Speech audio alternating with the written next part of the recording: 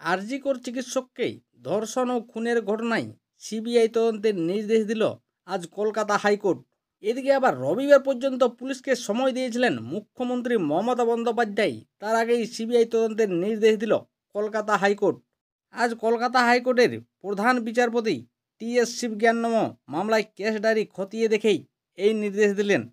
একই সঙ্গে হাইকোর্ট জানায় রাজ্যের হাতে থাকা সব তথ্য এবং নথি সিবিআইকে দিতে হবেই।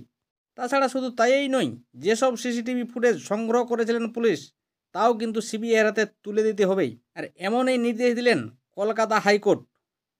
আরজিকর কাণ্ডে পুলিশের ভূমিকায় অসন্তোষ প্রকাশ করেন প্রধান বিচারপতি।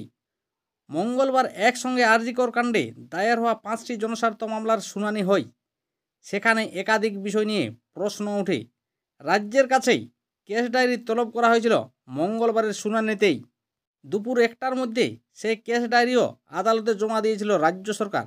আর সেই রিপোর্টকে সামনে রেখেই পুলিশের ভূমিকা নিয়ে প্রশ্ন তুলেছিলেন হাইকোর্টের প্রধান বিচারপতি।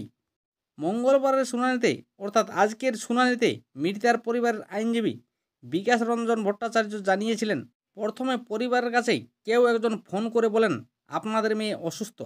তারপরে আবারও ফোন করে বলা হয় আপনাদের মেয়ে আত্মহত্যা করেছেন। আর সেই প্রসঙ্গেই আদালতে রাজ্য সরকার জানায় পরিবারের দাবি সঠিক। দুবার ফোন গিয়েছিল মৃতার পরিবারের কাছে। হাসপাতালের সহকারী সুপারই কিন্তু মৃতার পরিবারকে ফোন করেছেন বলে আদালতে জানায় রাজ্য সরকার।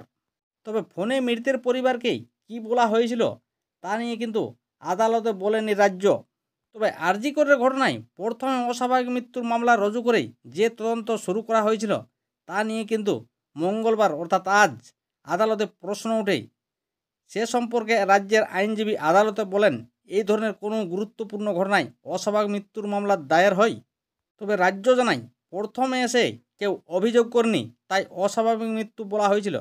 রাজ্যের যুক্তি শুনে প্রধান বিচারপতি মন্তব্য করেন এটা আশা করা যায় না। মৃতদেহ কি রাস্তার ধার থেকে উদ্ধার হয়েছে, কেন অস্বাভাবিক মৃত্যু বলা হলো? হাসপাতালে সুপার ও অধ্যক্ষ রয়েছেন। এরপর বিচারপতি বলেন আপনারা প্রিন্সিপালকে পুরস্কৃত করলেন, কেন স্বতঃপ্রণোদিত মামলা করা হলো না? বিচারপতি রেগে বলেন যথেষ্ট হয়েছে, এই যুক্তি আর দেখাবেন না। আর তারপরেই প্রধান বিচারপতি আরজিকর মামলায় সিবিআই তদন্তের নির্দেশ দেন। তবে রাজ্যের আইনজীবীকে আদালতের মধ্যেই মামলার নথি সিবিআইয়ের হাতে তুলে দিতে বললেন প্রধান বিচারপতি।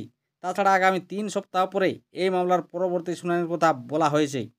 তবে এই 3 সপ্তাহের মধ্যেই কিন্তু সিবিআইকে তদন্তের অগ্রগতির রিপোর্ট জমা দিতে হবে আদালতেই। এরপর সিবিআই কী করেই সেটাই কিন্তু এখন দেখার বিষয়।